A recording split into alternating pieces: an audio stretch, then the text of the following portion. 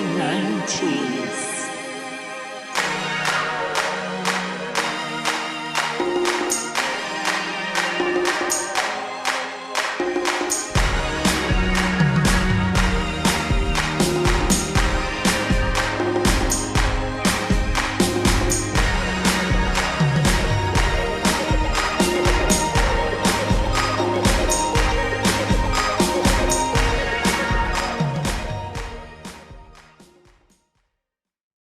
Hello. Hello. How are you? I'm all right. I should obviously start by saying you're looking absolutely spectacular. Absolutely spectacular. Thank you. I feel like that's how we started the last podcast. That's what I said. We're just going to be like spectacularly dressed people. You've made it a cosplay thing now. You've made it a dressing up day. I know. I knew you were going to say that. Now I didn't mean for that to happen. That was never my intention to take this to a cosplay place. I'm not like. I've nothing against the cosplay people, but I'm not really a cosplay person, and I've had some quite angry opinions about fancy dress, as I've told you about. The whole time I was at university, I refused to go to any fancy dress parties under this weird thing of being like, I do drama, so I'm not going to dress up as a character in my spare time because this is serious business. I don't know what I was thinking. So I basically party pooped for 4 years. And then now I find myself every Sunday dressing up like this. So, I absolutely love it. And I also love the weird denial you have around it. You're like, oh, this isn't dressing up. This is just dressing up. Yeah. I mean, not only is it dressing up, but I just want to be clear. I picked this tie out of a bag I've got of, I'd say, about 40 ties. Isn't that the one you wore to my wedding? Is that one of the ones from my wedding? Yes, this is one of your wedding ties, and these are actually your wedding braces as well that I'm wearing. So I am basically ready. If you want to grab your husband and get re-wed, I am ready to get involved. Neil can officiate, and I'm sure it'll all be fun. Well, I did cheat a bit because I saw that you were ironing trousers for this, and I saw the rest of your outfit, and I was like, I just threw this together in about 20 seconds. Oh, did I shame you into becoming Dick Tracy? Yeah. And the hat is wrong. Like, it is like a straw hat and not, sorry, I don't have a proper Dick Tracy hat, but it's as near as I can get. I didn't think it's too bad. I've got braces on. What I think you've done is really beautifully is you've taken Dick Tracy and you've given him a kind of lovely British twist. That's what I think's happened there. Is because it's a bit more of a muted kind of cut. It's not as bright yellow. You've got no. We'll have a nice gentle beige, and then you've got a straw hat. That'll do it nicely. So I think you've done a really nice job. You've anglicised.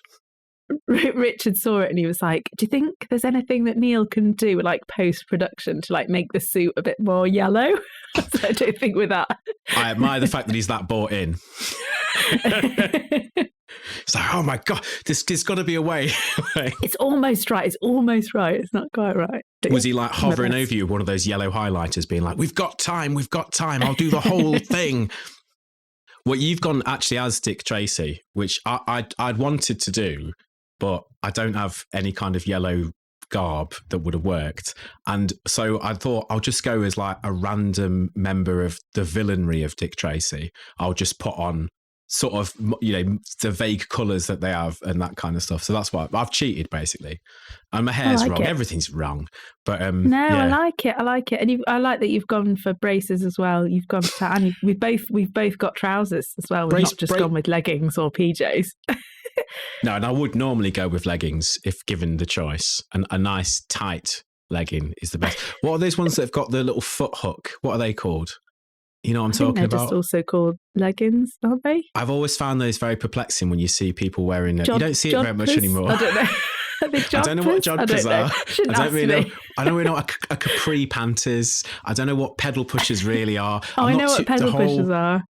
Yeah. Is that like a 3/4 length? They're like length? long cycle shorts.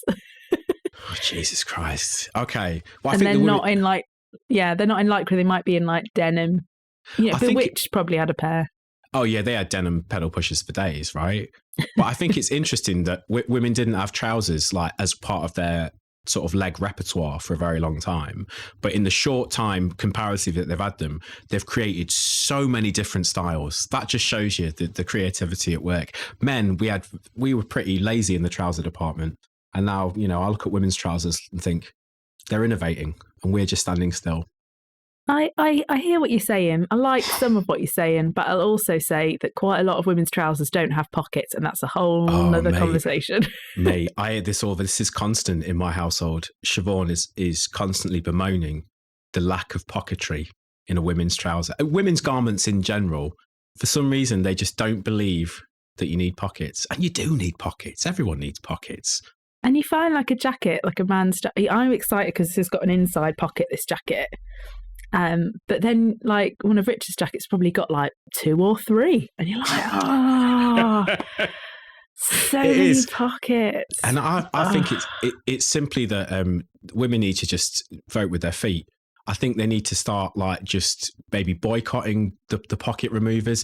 I think anyone who makes a garment that hasn't got a pocket for a woman, like a pair of trousers, take that on a case by case basis. But anyone that makes it that's got a fake pocket that doesn't really function, that needs to stop right now. That needs to stop forever. Immediately. Yeah. And they need to get locked up in the same place as the people that make those jumpers that have got a shirt, but it's not the shirt, it's just the collar of the shirt sewn in. That is massively, massively unacceptable in my eyes. It's like clothes cheating. I won't have it. You look concerned, like, because have you got a cupboard full? No, I agree with you. Although I feel like, maybe there's cases where you might need them, but yeah, I think generally speaking, they're not good. We'll hear those cases, but it will be in court, and the person wearing it will be detained. That's all I'm saying. They'll we'll keep them secure until they can give us a good reason why they're wearing that garment. And if they can, then I will release them. But until that point, on you go. Perhaps, yeah. Jog on. I'll give them some kind of pass. I don't know what it'll be, but we'll work on that. But sorry, this is an enormous digression because would you like to have a rummage through the How Have You Been bag? Would you like to get that bag open and check what's going off? I will. So I guess in bin bag style, it's been a bit rubbish. Yeah, because I already know the significant portion of your bin bag, and it's not great, is it? I'm afraid to say. It's been rubbish. I had COVID, and so I've just emerged from 11 days hiding in a room, feeling awful. And we've offered you the opportunity to stay indoors, dress up, and talk about Dick Tracy. What more could you possibly want emerging from a debilitating condition like COVID? Yeah. There you go. So yeah, I've had that, and then there's been a storm. It's all been a bit rubbish, but things are getting better. Hopefully I won't cough too much. Apologies, dearest listeners, for my slightly bunged up coughing. But yeah, I'm here.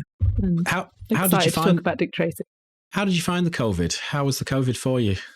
It's horrible. And I think the only thing I think was, thank goodness I'd had all the jabs, because I can only think if I hadn't had all the vaccines that I would just be dead, because it's just horrible.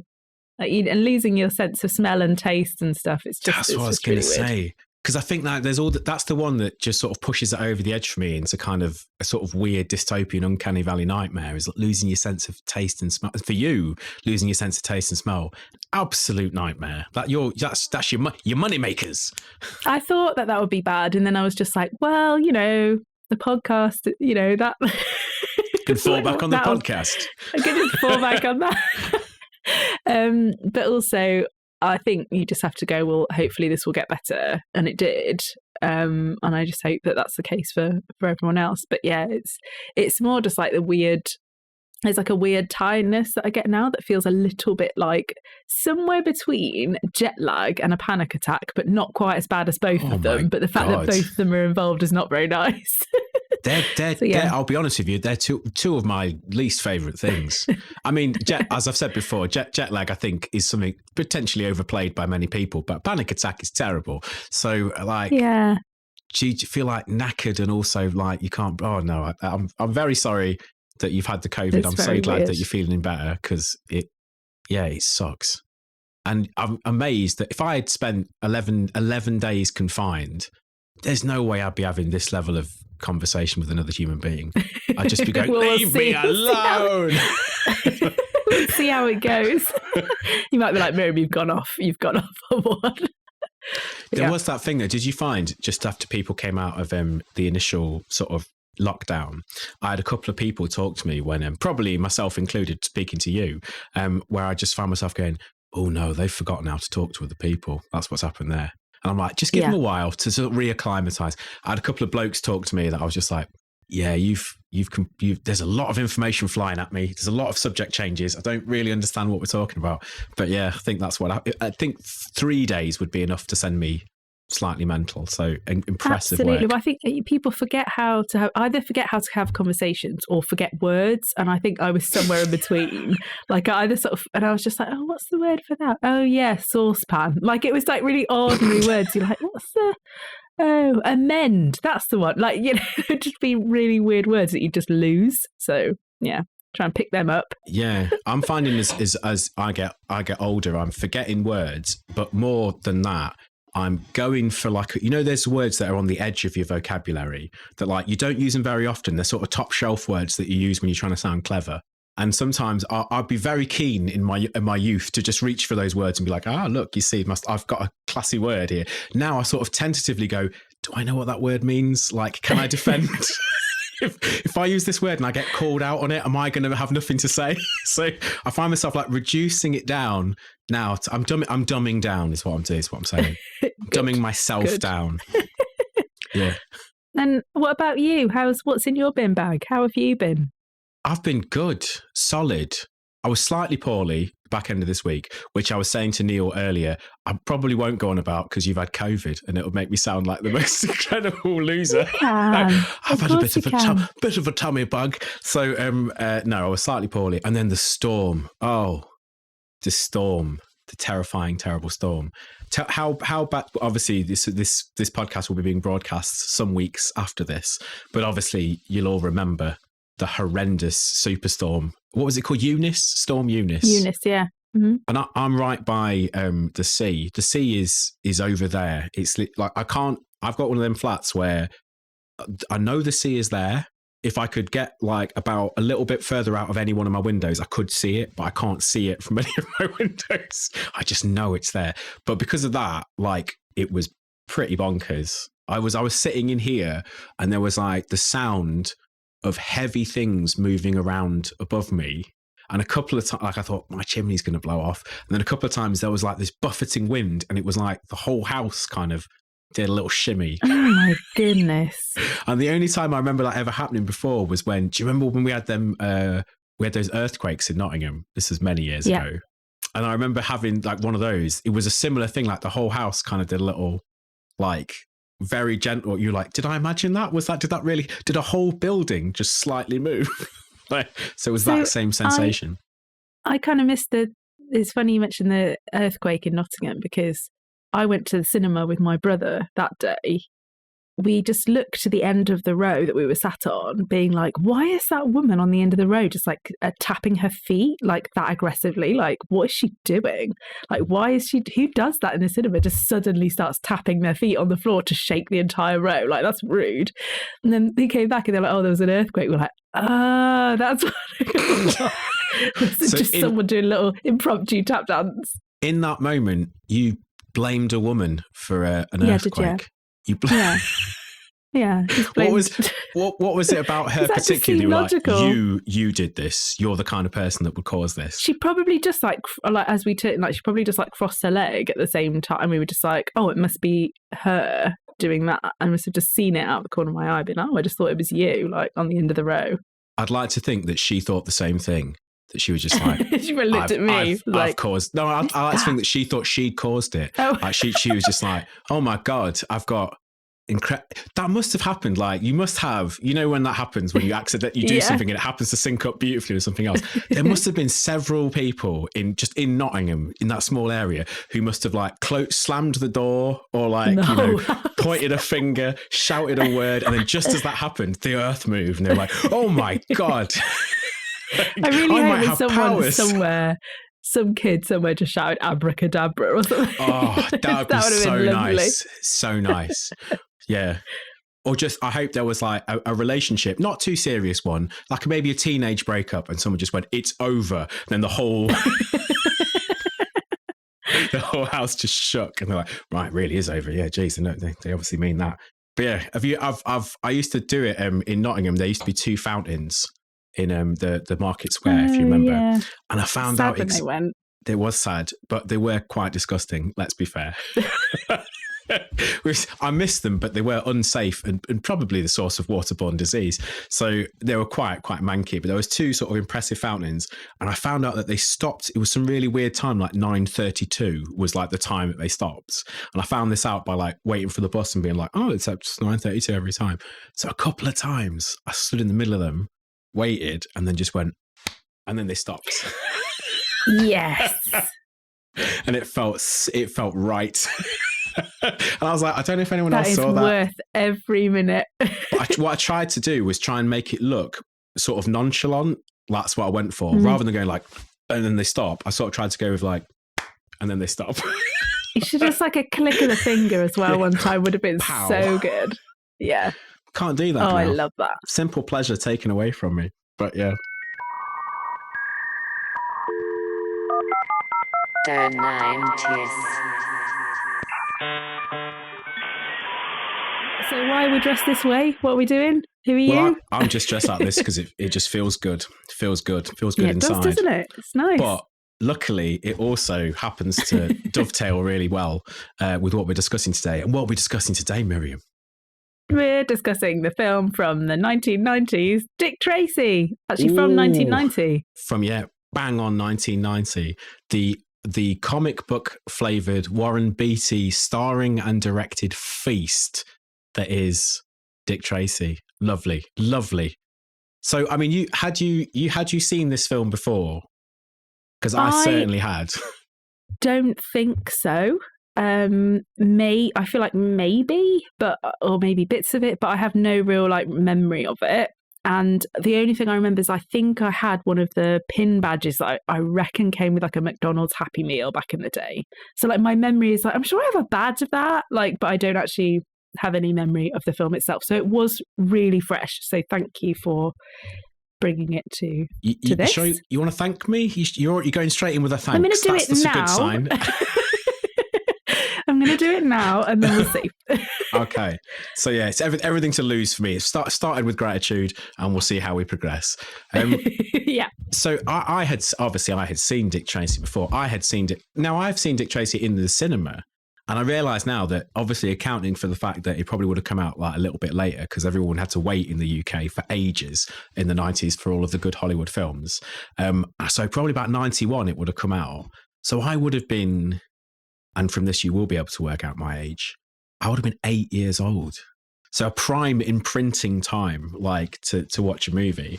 I remember being super excited about Dick Tracy. And it's weird because when I've sort of looked it back, I was like, I wonder why, because there's no one who I would have known at 8 in this film. No. I wasn't going like, oh, Warren Beatty at 8 years old. So I think it was just there was shooting and it looked nice. That was probably why. I've never heard of Dick Tracy, obviously, before then. I know it's a comic book, but didn't know at the time. But yeah, I think it was probably one of the very first films I went to see in the cinema that was like a PG, like not an out and out kids film. We'll come on to that later. So yeah, It's got very strong memories for me. So I already felt a bit like I couldn't have an objective opinion. I was just going to be like, oh yeah, I remember this. But how did you feel on your first conscious viewing of Dick Tracy? How did you feel about it? I think there's a lot of amazing things about it. I think stuff like the set design and the aesthetic of it generally they've gone all out. Like they've really gone to town. I think there's some weird things about it. I think there's a few things about it doesn't really flow properly. Like I think there's a lot of things I kept being like, there's something wrong with this film. Like I don't want to remove it from the spaghetti. I definitely don't want to lose it. I think it's really interesting, but almost to be studied, because there's things about it that I'm like, this isn't good. Why isn't it good? And I was like drawn in to be like, why is this wrong? Like, why is this weird? And lots of people have been really negative about Madonna's acting. I actually think, because Madonna's in it, FYI, I thought her acting was quite good. actually. I thought that was quite harsh, but yeah. I'll be inclined to agree. I'll be inclined to agree. We'll come on to Madonna, obviously, in a more full discussion of the work of Madonna in this film. But yeah, I'd say fascinating is probably my review of this film. Fascinating. Well, that's the thing, because I've said to you before that, like, I don't know if anyone else does this, but we have this thing between me and Siobhan, we just go, should you watch a film? We're like, yeah. Then I'll go, or she'll say, do you want to watch a good film or like a really shit film? And they're the discussion points, they're the choices. Like, there's a film that you'd be like, this could be good. I've seen good reviews. It looks like quite an interesting film. Or there's a film where you go, I've seen some reviews. I've had a look at this. I know it's going to be terrible, but we can enjoy it on that level. And I think with this film, it sort of hovered between the two of being like, is this good? Because what happens with me is if it's not good, I just start watching the film at like one remove where I'm like, why did they make those choices? Why did he say that? I'm not drawn into the story at all. And I found myself at certain points that was happening. I was like, why have they done that? But at other points I was just like, ooh. So they kind of got me both ways. Yeah, it's a fascinating film for study. Did that take the shine off your memory then? Do you feel a little bit sad now? Or No, not at all. Okay, good. Not at all. It's like I'm quite frightened to watch things that I liked when I was a kid because I'm afraid that I'll just go, oh, that's not like that. I won't like them. I mean, that may happen, but just that I'll go, oh, this is appalling. Like the message of this film is diabolical. And I knew that wasn't going to be the case with Dick Tracy, but also it's like good starter because like I'm not wedded to Dick Tracy. Like you've not heard me banging on about Dick Tracy very often, but there's that thing of like rewatching a sitcom you used to find funny when you were a kid. It's a bit like, oh, is it going to be terrible? But no, it was nice. It made me remember watching it when I was a child. But also there was so much of it that I was like, wow, I just didn't absorb this at all about this film. And as an adult, I'm like, I wonder if this is quite formative. I'm not sure. Well, for people who don't want to spend £3.50 to watch it. Did you watch it in high def? Because I only spent £2.49. Oh, did you? Oh, I don't know if I got that option. For people who don't want to spend somewhere between £2.49 and £3.49 /£7.90 in like 3D or whatever you can get it in, I don't know. They're all over the show. You can pay as much for Dick Tracy as you want. Can you tell everyone what happens? Like, can we have a hot plot synopsis? Okay. Now, usually I'd write out the hot synopsis. I haven't done that today, so I'm just going to try and go for it. All right. Pick it from memory. Okay. This could go. If I start to falter, you've got to get in there and rescue me. And that could start immediately. So just be aware of that. Okay. I've got notes. So excellent. As have I, which I've spilt a lot of tea on. That's fine. So at the beginning of the film, we sort of get a little bit of a thing where we see Dick Tracy. Ooh. And then we get a shot of the kid. This sort of vagrant child.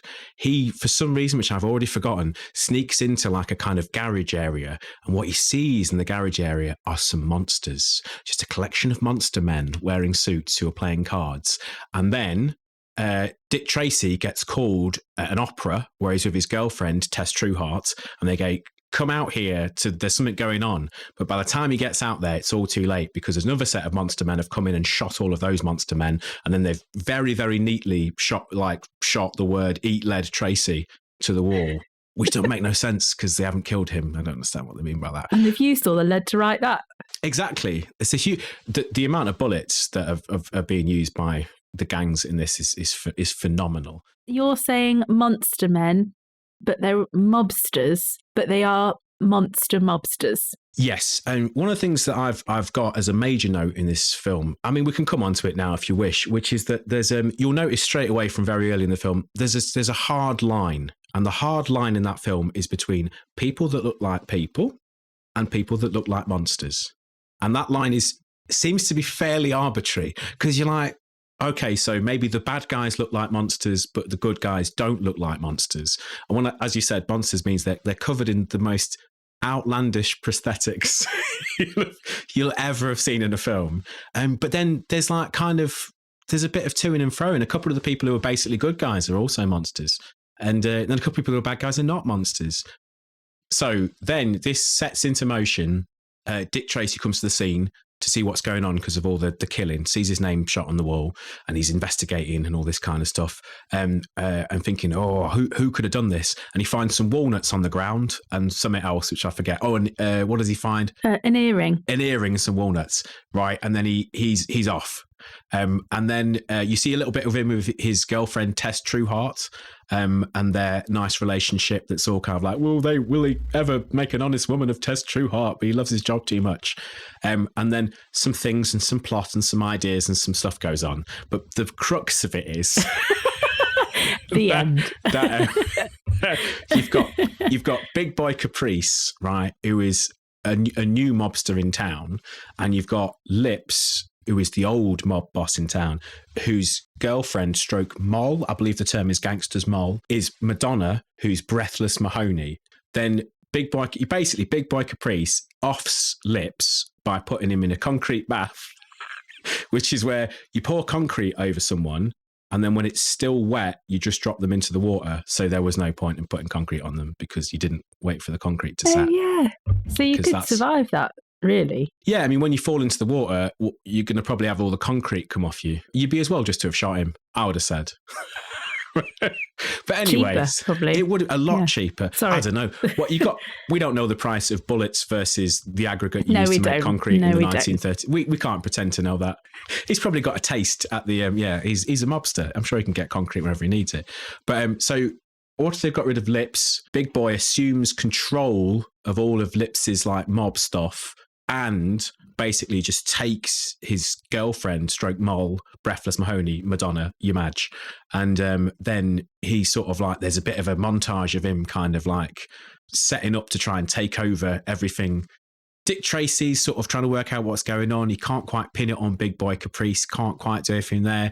And then begins, which I'm going to skirt over quite a lot, he semi-adopts the kid, who's the one who was lurking around, and beats up his guardian, who is a monster, and then him and Tess Trueheart kind of looking after this kid.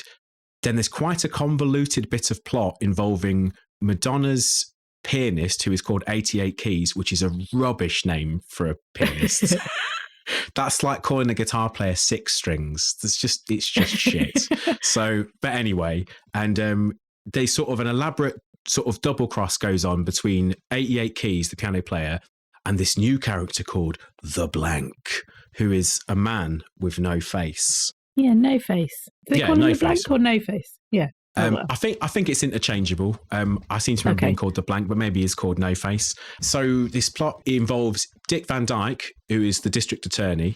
He gets quite brutally sort of killed. It's quite awful. And Dick Tracy is framed for his murder. The Blank does all this. The Blank kidnaps, or the No Face kidnaps Tess Trueheart and lure. But they don't they sort of do kidnap her, but they don't kidnap her, but then they did, and then they don't. And then she's fine, but she's not fine. And then someone falls through a window. Someone falls through a window. Dick Tracy escapes the police somehow. The police help him. There's a bit where there's a sort of seesaw and he goes flying through a thing. Oh, he does some maths for that. That was nice. I like that maths bit. And then there's a lot of shooting, a lot of shooting. And then there's an exciting scene in a sort of bridge mechanism where they say Big Boy Caprice gets killed. And then the No Face turns up. Big Boy Caprice shoots No Face. And then Dick Tracy saves Tess Trueheart. Then they unmask No Face. And guess who it turns out to be? I couldn't believe it. It's been Breathless Mahoney, Yumaj, the whole time. She's been singing in this club, been girlfriend of Lips and the girlfriend of Big Boy Caprice. And then at the end of all this, it turns out she's been playing all the sides off against each other the whole time. I couldn't believe that. I just wrote, what? In like massive letters on my notepad. I couldn't believe it. That was a full shocker. Do you know, that was my favourite bit of the film, I think. And so I was just like, no, I did not see that coming. Oh, in the end, the whole murder charge gets dropped for some reason. And then he decides he's going to propose to his longtime girlfriend, Tess Trueheart, by throwing a ring just at her, which she catches.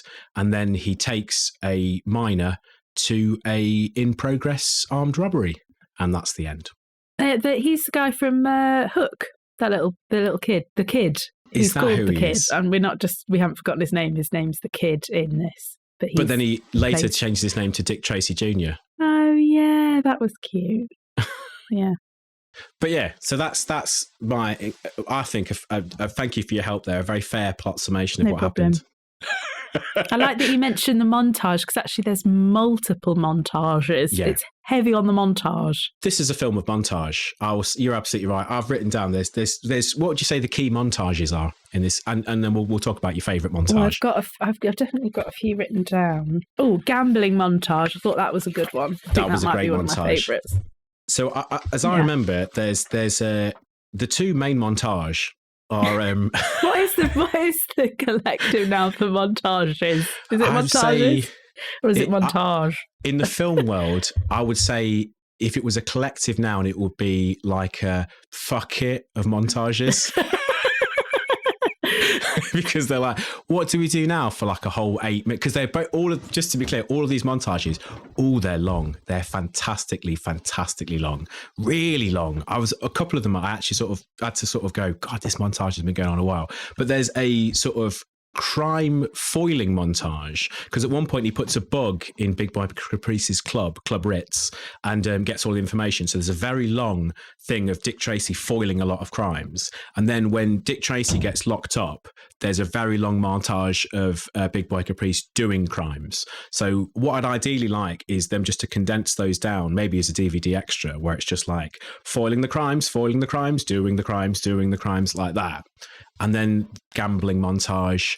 And then there's a big montage of just like a death montage at the end, which is like, I shall come on to this now. How did you find the level of violence in this PG film? I think that, yeah, I mean, it's not just the violence, it's like misogyny and just general grottiness. And I was just like, this is not suitable.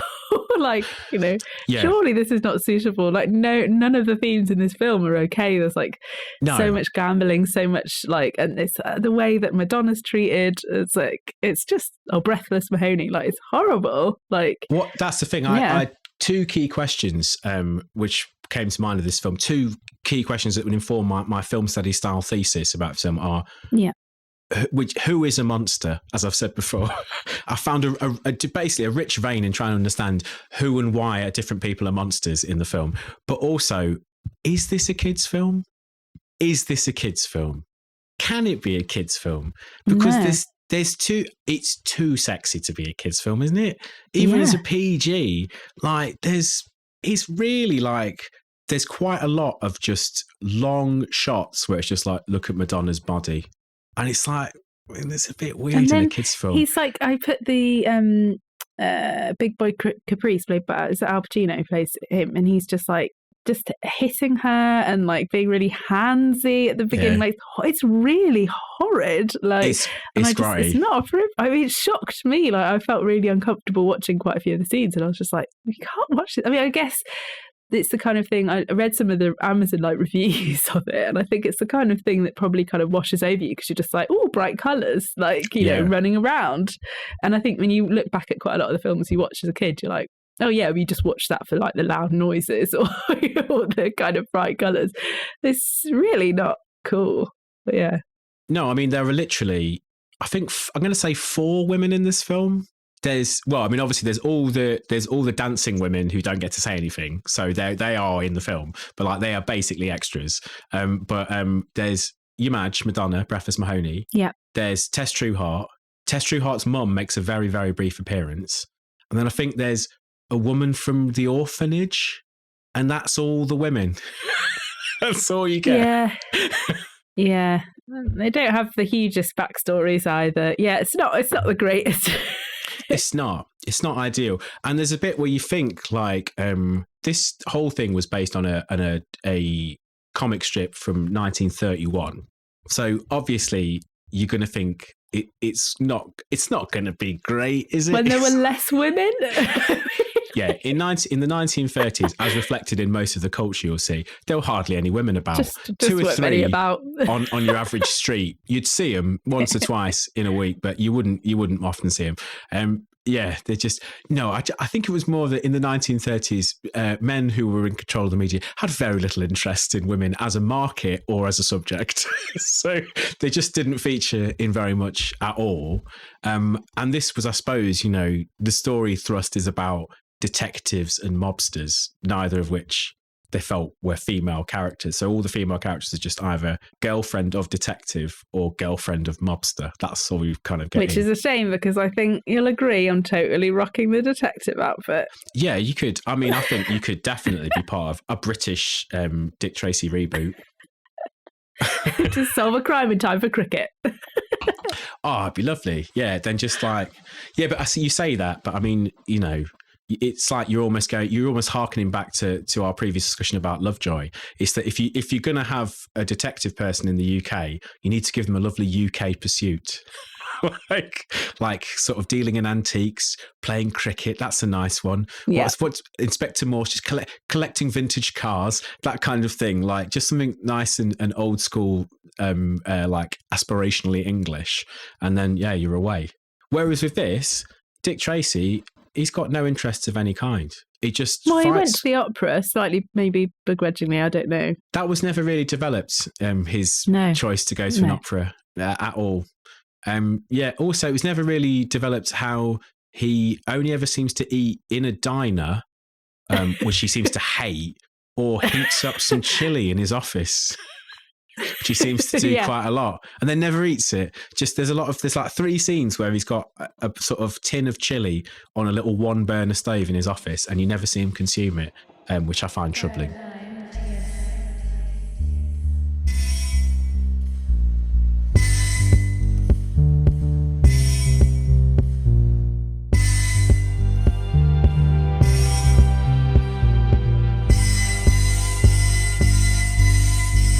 The 90s.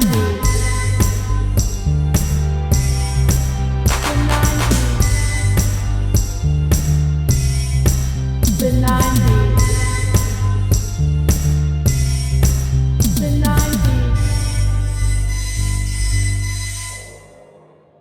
90s. The thing about the opera is interesting because the sets of the whole thing are amazing. There's a beautiful like mix of kind of stuff that's been built and then stuff that's just painted and then animated. It's amazing.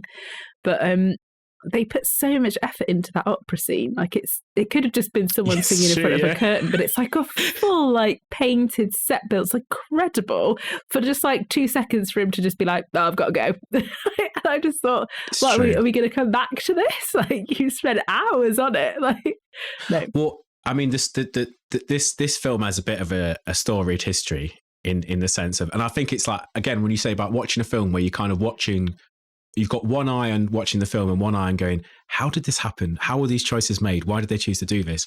And I think the thing that sort of informs it more than anything is, do you know when they started thinking about making this film? Like the first instance of them, like, we should make a Dick Tracy film. No. It was in 1975. Someone was like, we should make a Dick Tracy film. In fact, Warren Beatty was like in 1975 considered making a Dick Tracy film. And then, do you know how many different people were attached to direct this film at various different times? No. Okay. This is whose bit was formally attached to direct Dick Tracy, then didn't in the end. It's quite a good list. Steven Spielberg, he's your first. He's done well for himself. Then you've got John Landis. He was in the frame. Then at one point, Martin Scorsese nearly directed this film. And then beyond that, even more excitingly, guess who was considered to play Dick Tracy before they decided on Warren Beatty? Who? Or before Warren Beatty decided upon himself? Well, Clint Eastwood, that was who John Landis wanted. He wanted Clint Eastwood to do it. And Clint Eastwood apparently was like, I want to do this. Then they considered Richard Gere. He was in the frame for a little bit. The one that blows my mind, I'm like, maybe this should have happened. Tom Selleck, apparently. Tom Selleck was considered. Yes. But the thing is, though, he'd have had to take the tash off because obviously Dick Tracy doesn't have a tash. And if he does that, he loses all of his magical powers. We know this. We know this from Friends, right? All of his magical powers disappear as soon as that tash is gone. So I think he's probably dodged a bullet there. It could have killed his career.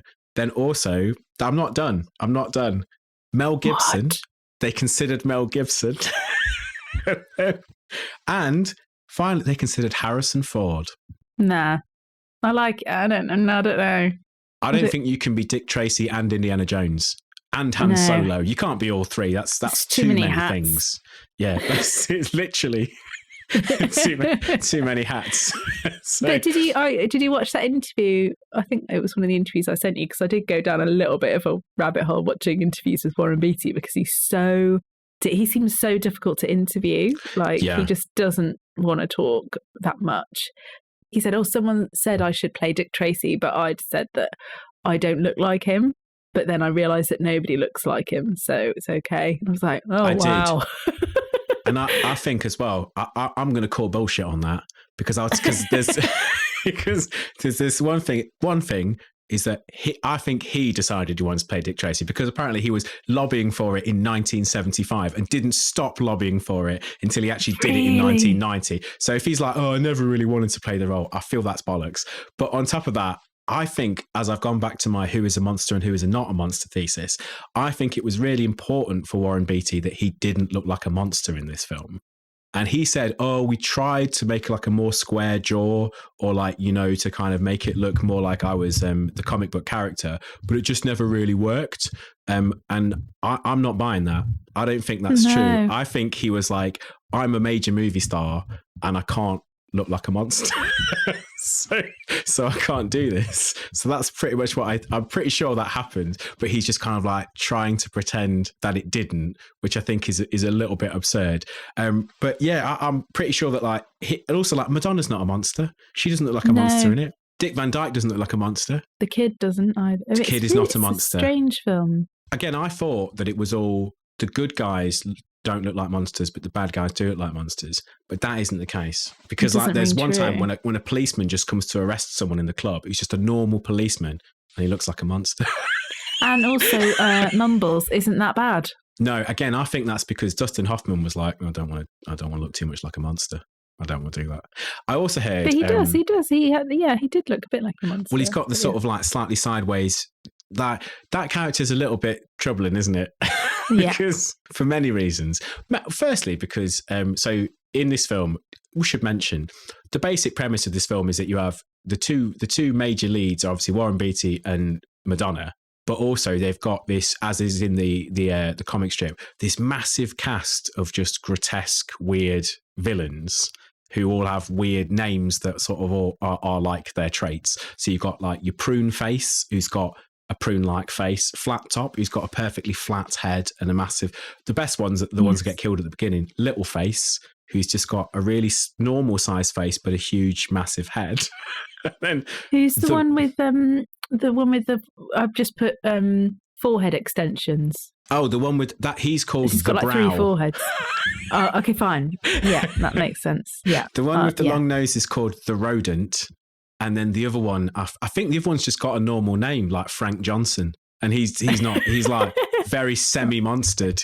They've just like given him pockmarks or something. So yeah, but they're the main ones. But yeah, they've got a sort of huge cast of grotesque folk. But I'm sure that like Dustin Hoffman just was like, well, I don't want to look too grotesque. I want to make sure that people know it's me, the actor Dustin Hoffman, in this film. And I'm pretty sure that they said that they'd done all the makeup for Al Pacino. Al Pacino plays Big Boy Caprice. He's like the central villain in one of his finest roles. And he apparently did his own, he like wasn't happy with their makeup and insisted that it was done a different way. Because in the original one, he's supposed to be really fat. Like he's supposed to be like grotesquely huge.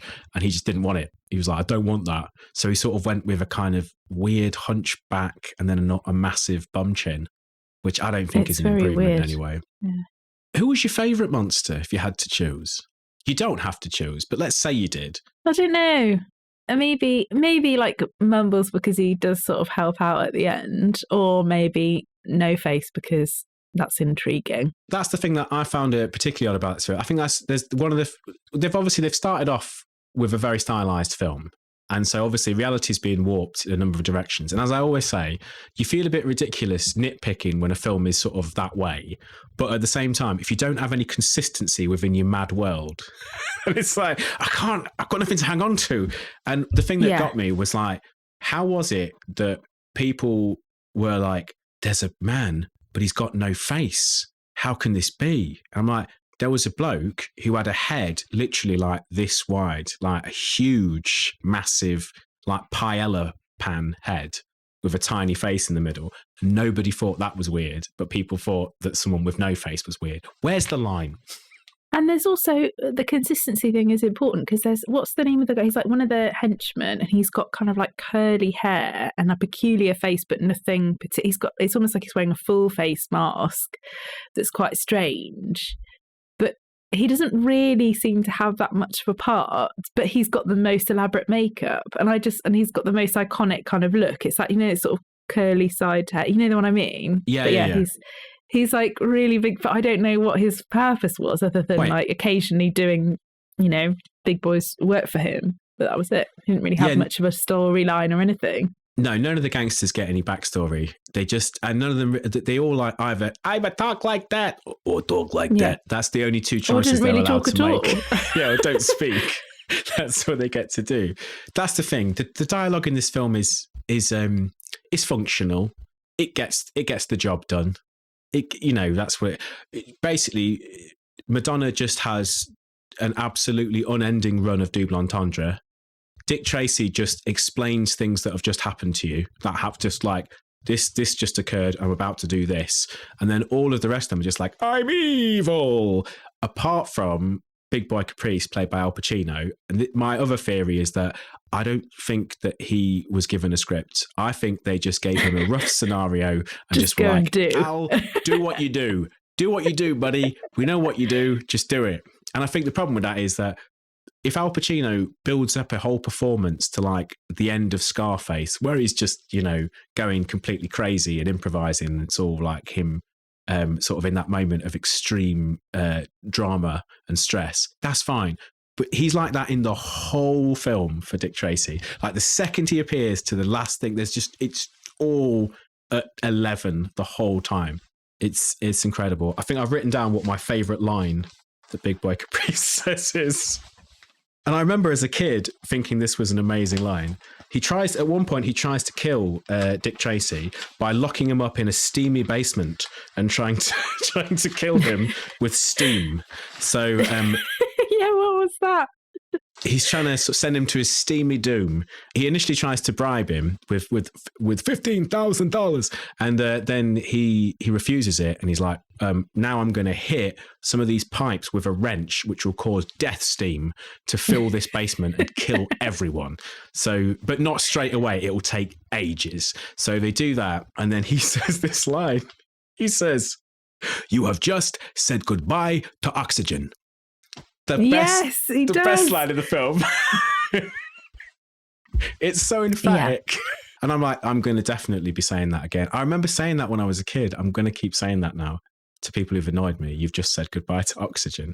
And then... But also I think it's perfect for the film because there's quite a lot of things that are like weirdly paced and weirdly emphasised. And I think that you could have just been like, you're dead, or just tried to kill him, and that would have been quite clear. But instead, there's this weird, poetic, doesn't really work line. Yeah. No, and I think there's so many of his lines that don't make any sense at all. Like the whole bit. So towards the end, he goes through a set of tunnels. He takes Tess through a very complicated and convoluted situation. He's been accused of kidnapping Tess Trueheart, Dick Tracy's girlfriend, but he didn't really do it. But that's kind of immaterial because he immediately then does kidnap her anyway and takes her away. So it's almost like you framed him for kidnapping, but he's not above it. He'll just do it straight away regardless. So he kidnaps her, takes her away, and they go to this bridge, which is like one of those like rising up bridges. Is that the technical term? You're a Londoner. Yes, it's called a rising up bridge. One of the rising up bridges.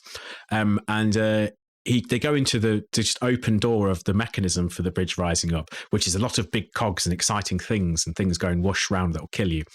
And that scene, just rewatch it and just listen to what Al Pacino says in that scene. Not a single line sounds written and not a single line makes any sense. There's no need for him to say any of it. He could literally be silent and everything will be fine. But he just says so much stuff and none of it is necessary to the plot in any way whatsoever. It's amazing. He's clearly just having some fun. And why not, Al Pacino?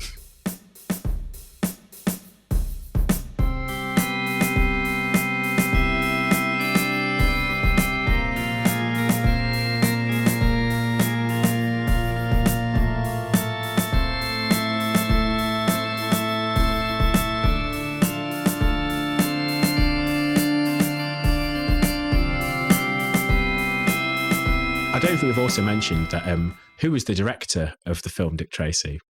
It's Warren Beatty. That's correct. Warren Beatty, he's also playing Dick Tracy. Yeah. Who's the producer of the film Dick Tracy? Is it Warren Beatty? It's Warren Beatty. Oh, man. Who did most of the casting for the film Dick Tracy? Oh, don't. It's Warren Beatty, That's isn't Warren it? Beatty, yeah. It's all Warren Beatty. Yeah. Who insisted that Madonna be in the film Dick Tracy? Was it Dick Van Dyke? Dick Van Dyke was lukewarm. He was like, yeah, sure, she seems good, but I think we keep our options open.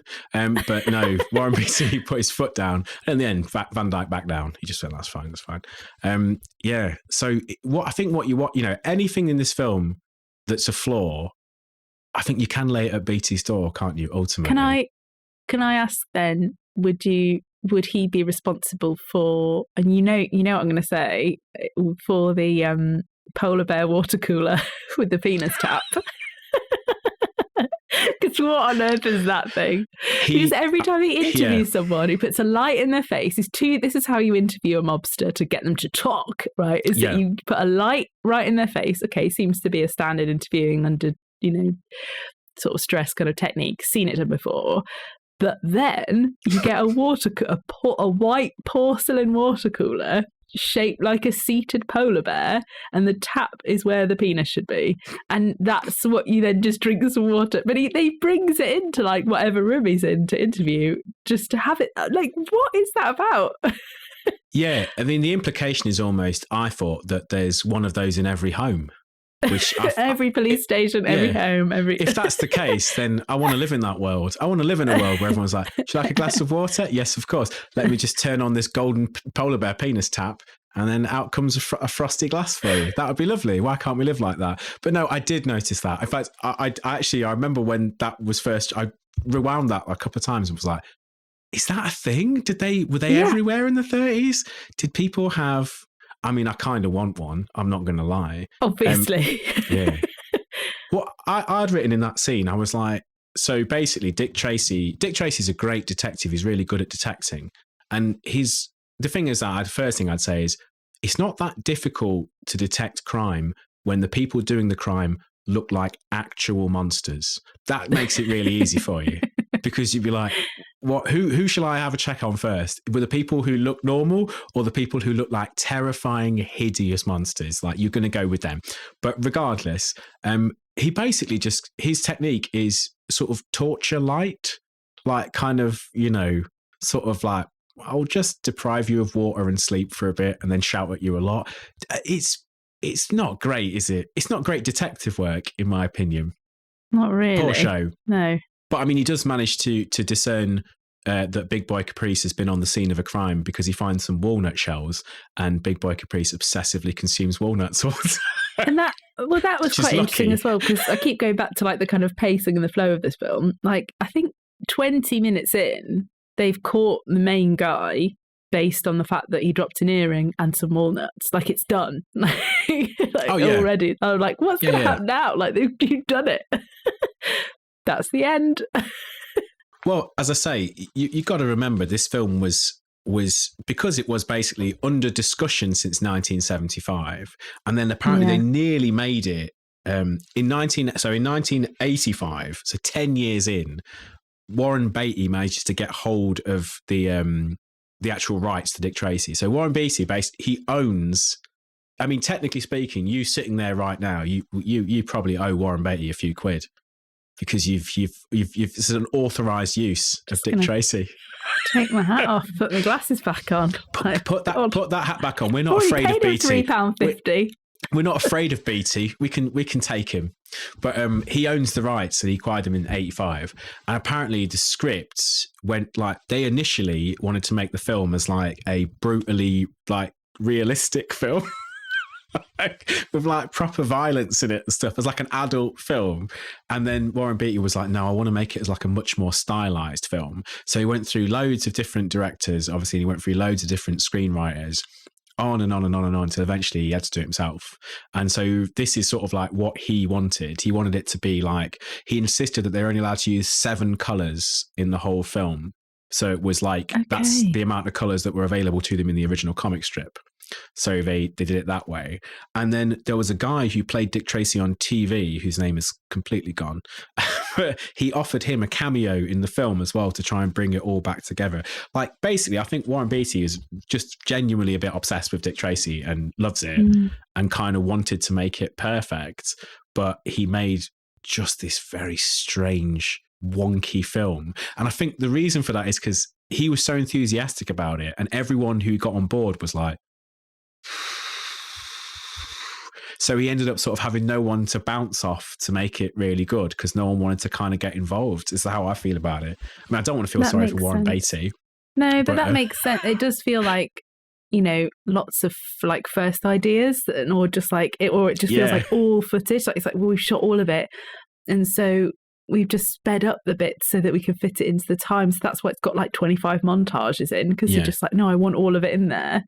I don't know. I think it's well worth watching because, and I'm really glad I got to see it because it's completely bonkers.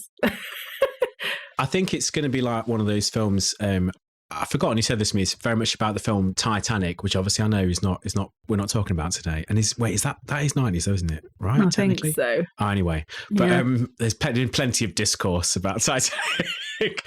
But in that film, someone says to me, I forgot who, said, what would be really good is if that film just took out all of the story mainly and was just all the scenes of like people getting onto a boat and then like a few bits that explain what happened, then the boat sinks and then it's like what happens after that. That they just used all those millions to make a really amazing spectacle of just like, oh, this is what happened and it's very well done. And that would be great. And with this film, I'm almost like, just take your montages, take all the stuff in between the montages, discard that, and just have a nice, compact... It'd still be like 45 minutes of solid Dick Tracy montage, and then it ends.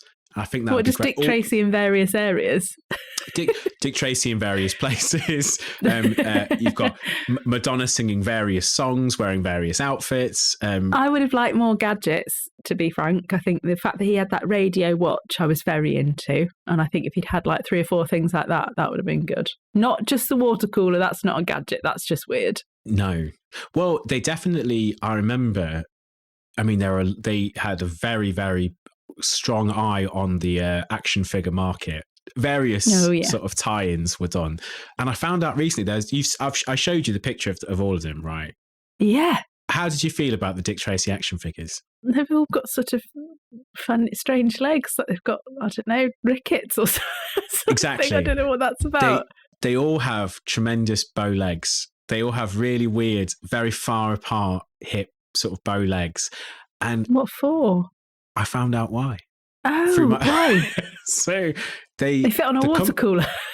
Exactly right. They were hoping to put a tap in between. They needed to leave space for that. But in the end, they were like, we can't do that. No, the reason is because they had the most recent, like really successful action figures had been the Teenage Mutant Ninja Turtles.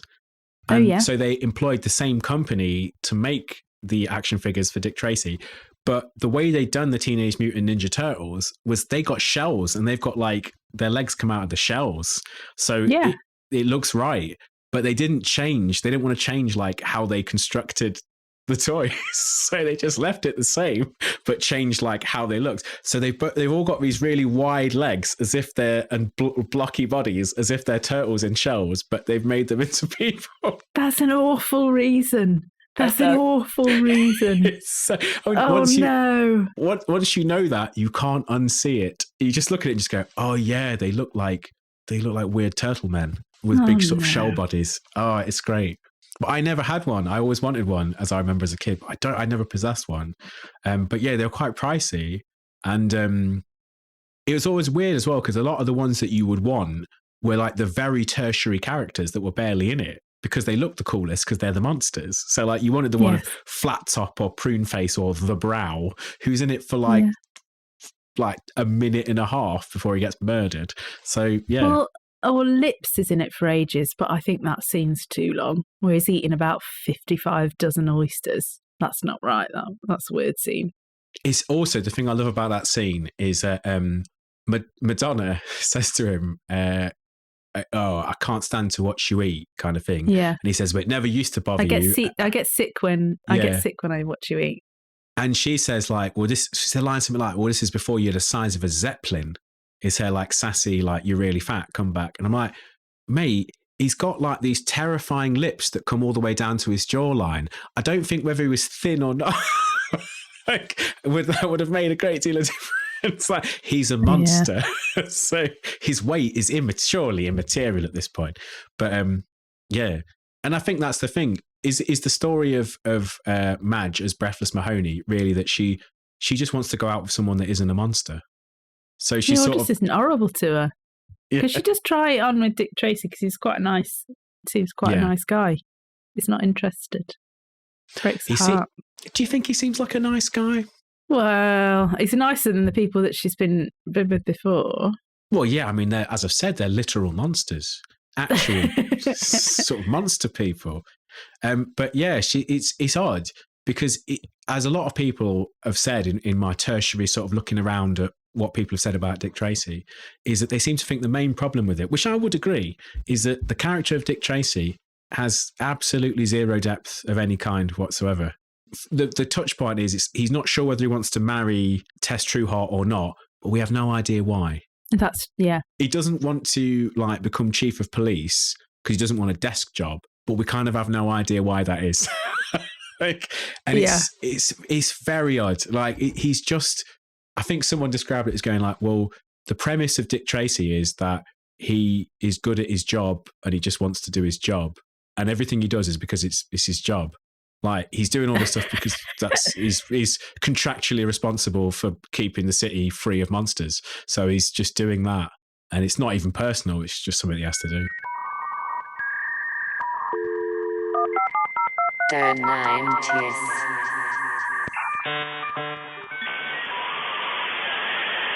Madonna's work in this film, because I think really this film is it lives or dies by the work of I think if Madonna wasn't in this film, it would be no one would remember it. I think everyone kind of remembers it because it's got Madonna in it, and as you said, she does quite well. I think. Am I mad? She's quite good in it. Because a lot of the things were like, oh, some of the reviews are like, I didn't think Madonna's acting was good. I thought her acting was good. But I think that my problem with it is that kind of music that she sings, I really like. And I don't think her voice, like, style, like, suited it that well. Like, I think she's got this, which works really well with, like, her own songs. And she has a similar thing that I feel like Gwen Stefani kind of emulates sometimes. Like, she kind of puts something on. You'll be like, Miriam, I'm a singer. Like, why are you even trying this? No, not at all. I feel like people like Ella Fitzgerald or like Billie Holiday, like you felt really comfortable that person was going to hit the note that they were going to sing like really cleanly, and if they put a bit of like vibrato or something on at the end, it was like intentional. Whereas like I felt that the quality in Madonna's voice is like, it's like relaxed and like interesting, and it sounds good, and it sounds really good with her own songs. But I felt with this style of music, it made me feel uncomfortable, and that's what I took away from it. But that could just be like nonsense. Well, like it's a weird one because I think 5 of the film soundtrack is really odd because like 5 of the songs in this film are written by Stephen Sondheim, right? Which doesn't like what? Why is I don't, because it's not a musical. It's just, but Stephen Sondheim's written 5 songs for it, and then on top of that, they've got Danny Elfman, who is the geese what done Batman and lots of other things, but at this point he was like, he'd just done Batman.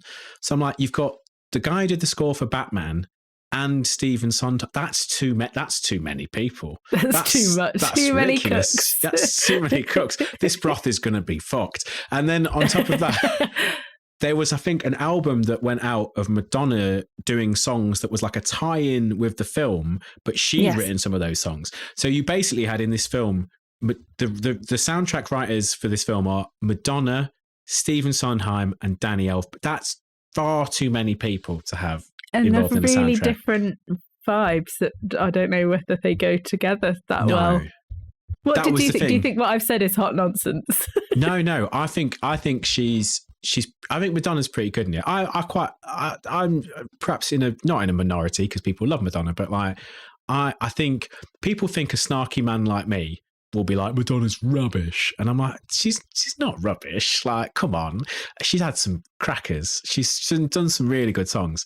And they're still good bangers today. And then I think, as with a lot of people, if like a bloke decides, having been a very successful singer, they're going to become an actor, there's a lot less scrutiny upon them than there was for Madonna. Like, people by this point, I think, because she had a bit of a reputation for being like, I don't know, difficult or sassy or whatever it was, they sort of really wanted her to fail. And then obviously there was this added thing of like, as soon as it came out that there was a relationship between her and Warren Beatty, which apparently happened after or during or after this, but I get the impression that Warren Beatty kind of cast her with immediately. I think Warren Beatty only casts women who he wants to sleep with. I don't think that means that he doesn't think they're good at what they do, but I think he's like, they've got to be good at what they do and I've got to want to sleep with them as well. That's like how he works, I think, because he's a bit gross.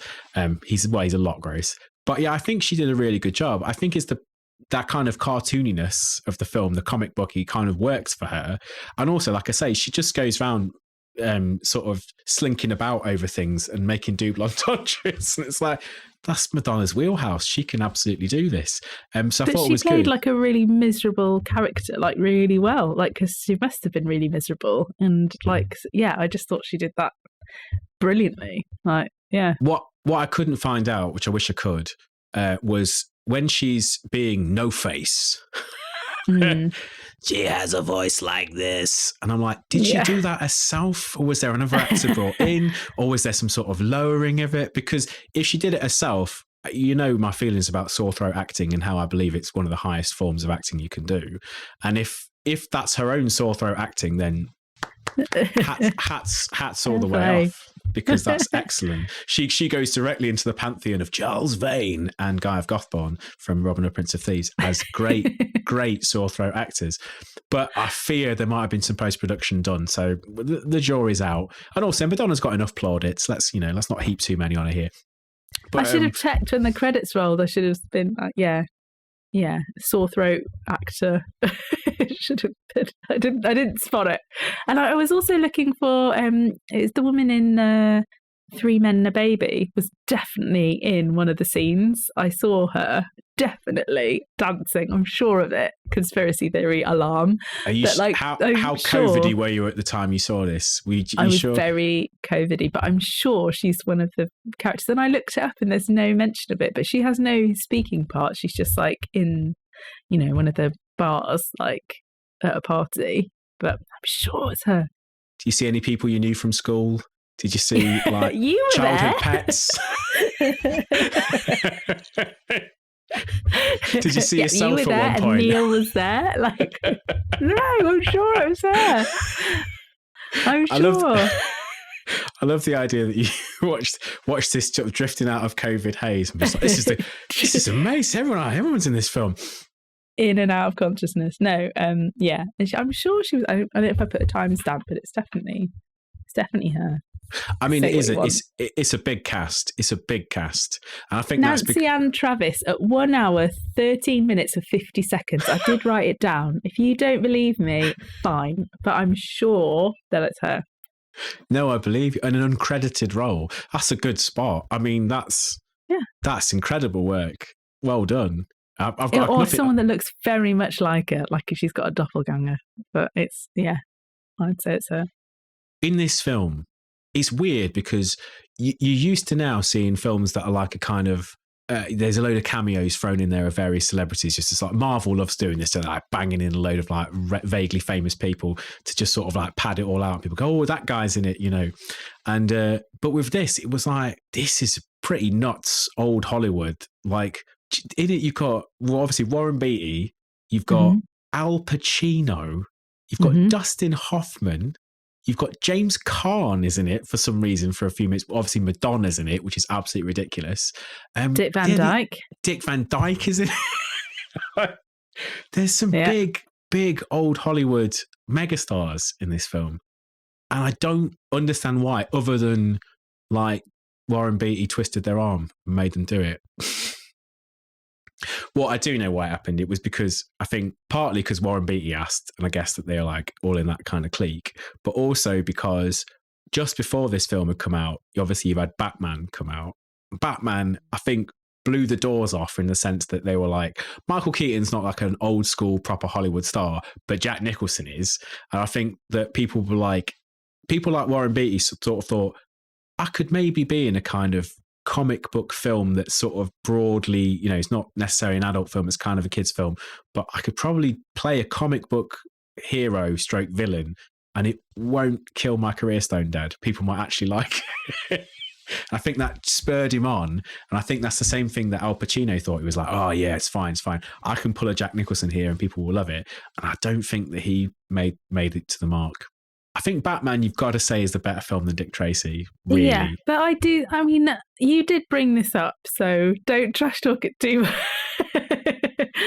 But I think it does need to be saved from the Forgetty Spaghetti because I think it is fascinating. I mean, we've talked constantly for like an hour about it, like this, and I could keep going. Like it is really interesting.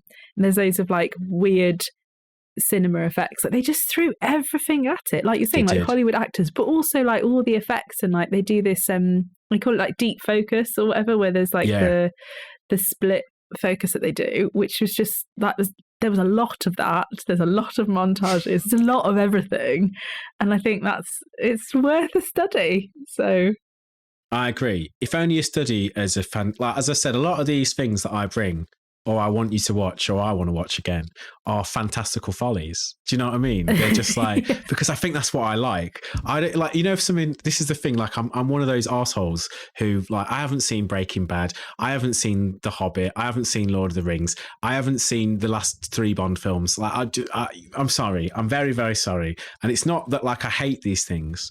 It's just almost like I have this weird perversity in me where I'm like, yeah, but I want to watch something that's actually maybe people think is quite bad.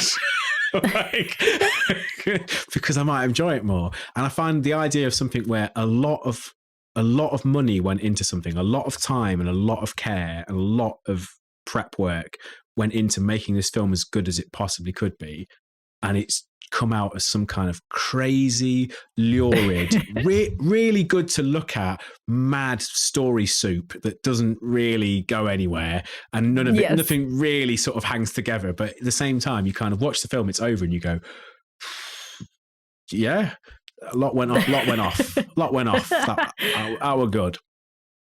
So I think it's worth saving for that very reason. I would say in terms of the soundtrack, maybe let that sink halfway in to the Forgetty Spaghetti. Maybe even let that touch the bottom of the pan and just kind of get scorched to nothing. Because, yeah. Just watch it with the sound off. Yeah. Because the Sondheim songs, for me, there's just not for me. They're just not for me.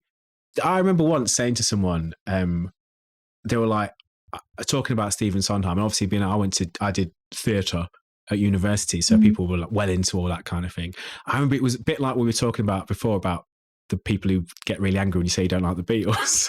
Like, I was like, I didn't even say I don't like Stephen Sondheim. I said I don't really know anything about Stephen Sondheim. I've never even heard any of his work, and I've never seen any of them live. And it was like I had said, I hate you as a person, everything you stand for, and I'm going to just sort of insult you like top to bottom aesthetically. The person had that reaction to what I was saying. And it was almost like I never recovered from saying that to this person, that I wasn't asked about Stephen Sondheim, not even disliked, just didn't have a strong opinion. And having first like listened to these songs is probably my first real exposure to Stephen Sondheim. Yeah, I don't really like it. Stand by it. I don't. It's not my bag. I do think maybe just if someone else sang them, you might feel differently. That is very, very really fair bad, comment. It's just like I really believe it, and I just think that she's. And then I've listened to some songs that she's written, and I'm like, it just fits. It just sounds right. Like, or she's, some of her other albums, I don't know whether she writes a song. Does she write her songs? I've not done any research. She writes some of her songs. She doesn't write some. There's a mixture. Yeah, you can. For instance, I'll tell you the rap that she does in American Life, where she talks about having a latte. She takes a double shotty. She definitely wrote that. This much I know. She definitely wrote that. So. usually if a Madonna song has got some fairly questionable lyrics, you can trace those back to Madonna herself, because she wears her heart on her sleeve lyrically. She likes a bit of doggerel. Right. So yeah. But yeah, I think she knows how to write in her own range, doesn't she? Whereas this felt like there's an awful moment, not awful, but it's like there's a song where it's her piano player 88 keys. He's a guy called Mandy Patinkin, who's quite a famous actor in America, but not so much over here. And his voice is unbelievable. Like it's far too good. It's like, it's rude because it's like making her look awful, because his voice is just so smooth and like such like proper kind of Broadway like chops on this guy's voice. And then you just hear her kind of, and they've obviously had to do some stuff to her voice to try and make it sit with his voice. And it's like, this is not working out, guys. Did you spot that bit at the beginning where if we first see him playing in the background and she's singing and he's playing and just looking dead ahead and not looking at his hands or the music or anything, which is just really weird. Like he's not.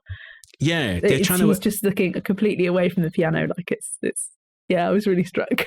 This is one of the multiple baffling things about this film, which is that I feel like, you know, when you watch it, like I say, you're watching a film and you're watching how the film was made. I'm like, they set up about 3 different times that the piano player 88 keys is in love with Madonna's character. They set it up with them singing a romantic song, with him constantly staring at her, with him sort of defending her against Big Boy Caprice. And like, it's like, so he's in love with her, and then they just can't be asked to do anything with that. Just forget him. Yeah. he gets no payoff, nothing. Like, he's integral to the plot in the sense that he facilitates all of the kind of double crossing and setting up of Dick Tracy. But then they're just like, we've no idea what happens to him. It's just see more of the water cooler than him, to be honest. Yeah, you do. You see more of that golden dicked polar bear than you do of 88 keys. That's a sentence I didn't imagine myself uttering today. Is it possible you could get golden dick polar bear as like a sort of, I don't know what that means, but if you said to someone, you know, oh, this guy is a bit of a golden dick polar bear, that's also, I'm wearing it was chrome as well, but you know. If I'm having one, it's gold, because you know what I mean. If you're going to get a polar bear with a water tap where its genitals should be, it's gold. You go gold, right? You don't. You don't skim. There's a difference between you and Warren Beatty, I think. Right there. Attention to detail, Warren. That's the difference between you and I. But yes, that's the thing. So you also said to me, you should probably wrap the discussion up somewhat. You said to me the beautiful Film 90 episode where Warren Beatty was interviewed by God rest his lovely soul, Baz Norman. Oh, Barry Norman. And for Pete, this is and I don't apologise for this because it is gross nostalgia, but like, every time I see Barry Norman doing any of the film 90s plus other numbers, I just think, oh, Barry Norman. It's a warm feeling inside. He's so like like a lovely sort of geography teacher you respect. He's just great. And in this, Warren Beatty does a really good job in this interview of coming across like a sort of really nice bloke, but I'm not buying it. I don't believe it, because it's just he's too poised, and I just feel like something about the interview isn't quite right. I tell you the other thing I noticed. Do you ever notice how many times he goes for his little cup of what appears to be Coke with a few ice cubes in it, and every time he goes for it is full. He drinks it, but then he puts it down. He picks it up again. So there's just some poor assistant just on it, and just topping it up in the background. You tell me which one of these puts Warren Beatty in a better light, because these are my 2 solutions to that. Either yes, there's a little flunky person who's like hiding, and as soon as he finishes his little Diet Coke, or whatever it is, they take the little cup and they do it like that, but very quietly, so it doesn't fizz and ruin the interview. They puts it back, and Mr. Beatty just takes it, doesn't thank them. So there's either that, or there's a huge amount of cuts in that interview that you're not seeing, where maybe Barry Norman asks a question and Warren Beatty just goes like, I'm not answering that. Fill my Coke. Or there's just a table full of Coke, like, poured out. That is a third option. maybe he's got... there's a water cooler filter. Yeah. He's just filling it up himself. Obviously, yeah. Which is, is it still a polar bear, or is Coke a different animal? Is it like, is it then going to be some other, like a penguin, some other sort of like cold region beast? And they just, turns the gentle knob and out comes a bit of dark. I think you'd hear that, wouldn't you? You'd see it. But that is a possibility. Just you saying turns the genital knob just made me laugh. This podcast isn't PG, I tell you that. No, it's not. And frankly, nor is Dick Tracy. So I would not show Dick Tracy to a child. Should be a 15. There's too much Tommy gun shooting and too much semi-clad Madonna, for a small person to view all at once. It's a lot. But yeah, that interview, it's really interesting because you almost feel like Warren Beatty kind of knows the film isn't... Barry Norman knows the film isn't very good. You can tell Barry Norman thinks the film isn't very good. He's very polite about it. He's very polite about it because he doesn't want to... He knows he's got to keep Warren Beatty there. He does this amazing thing, which he was very good at. Barry Norman is the absolute master of this, where he'll hit them with a thing like... It's like he's a disappointed geography teacher, where he'll say like something like, "Well, you made an excellent film about 3 years ago, full of promise. Now, do you think this one's going to live up to the promise of your previous film?" And it's this horribly loaded question, which tells you his disappointment. But then they have to sort of take it like, well, he praised me, so I guess he wants me to succeed. He's researched me, so he's like, yeah, he's read what I've done before, he's seen what I've done before. Oh, he's great. So good at it. He's so good at it. But yeah, he manages to get Beatty. I think he's quite revealing in the sense that I think that he sort of butters him up really well, but he does ultimately, it just sort of seems like the whole film is a bit like he's going, "Oh, I had to direct it myself because no one else wanted to. Oh, I cast Madonna because I thought she'd be pretty good in it." Like, I feel like he's not full-throatedly defending this film. And then when he talks about Reds, the film we'd made like 7-8 years ago, that got an Oscar for, he like lights up, starts talking about how much he loved that film. And like, you are here to promote Dick Tracy, that's what you're here to say, not the film that you made before that everyone already kind of liked.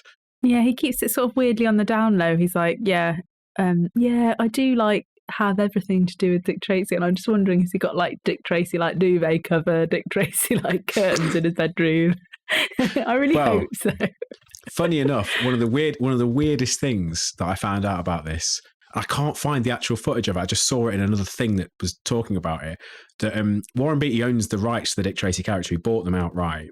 But if you own the rights to a character, if you don't use it at all for anything, then they can lapse and then they can take them back.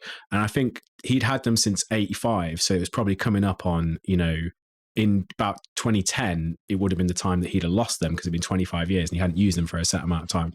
So in 2008, he did an interview for some sort of obscure television thing where he just appeared dressed as Dick Tracy. He just came out dressed as Dick Tracy and did the interview in the character of Dick Tracy, because that means that he's used the character. Oh, that's so weird. And therefore can retain the rights.